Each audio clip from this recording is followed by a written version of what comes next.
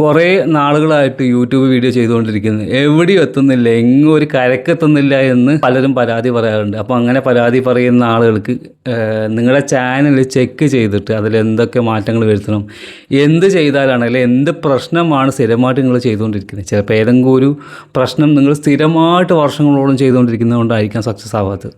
അപ്പോൾ ഇതിനെ കണ്ടുപിടിച്ച് നമുക്ക് എങ്ങനെ ശരിയാക്കണം എന്നുള്ളതൊക്കെ പറയുന്ന ഇൻട്രാക്റ്റീവായിട്ടുള്ള ഒരു വൺ ഡേ പ്രോഗ്രാം ലൈവായിട്ട് ചെയ്യാനാണ് ഉദ്ദേശിക്കുന്നത്. എൻ്റെ നാട് കണ്ണൂരാണ്.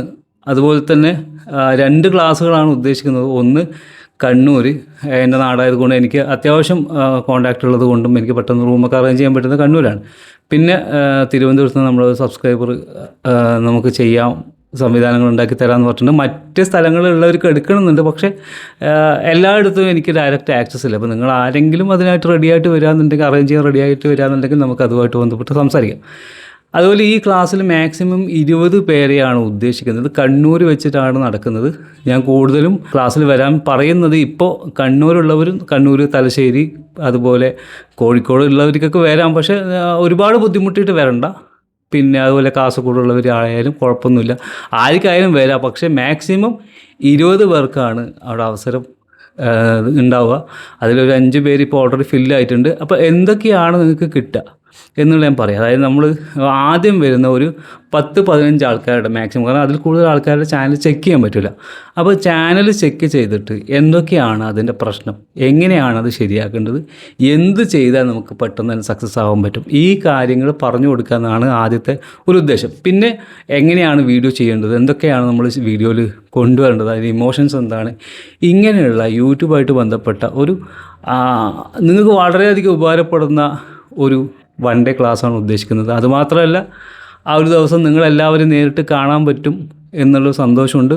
ഞാനിത് ഗ്രൂപ്പുകളിലൊക്കെ ഷെയർ ചെയ്ത സമയത്ത് കുറേ എൻക്വയറീസ് വന്നിട്ടുണ്ടായിരുന്നു. പക്ഷേ ചാനൽ തീരെ ഇല്ലാത്ത ആളുകൾ വന്നു കഴിഞ്ഞാൽ ഒരു ചെറിയൊരു പ്രശ്നം എന്താ വെച്ചാൽ, ഈ ചാനൽ ചെക്ക് ചെയ്യുമ്പോൾ അവർക്ക് മനസ്സിലാവണമെന്നില്ല. പെട്ടെന്ന് നമ്മൾ ചാനൽ ചെക്ക് ചെയ്തിട്ട് ഇത് എന്നൊക്കെ പറയുമ്പോൾ മനസ്സിലാവില്ല. അപ്പോൾ നിലവിൽ ചാനലുള്ള ആളുകളാണെങ്കിൽ കൂടുതൽ സന്തോഷം, ഇനി ഇല്ലാത്തവരാണെങ്കിലും കുഴപ്പമൊന്നുമില്ല.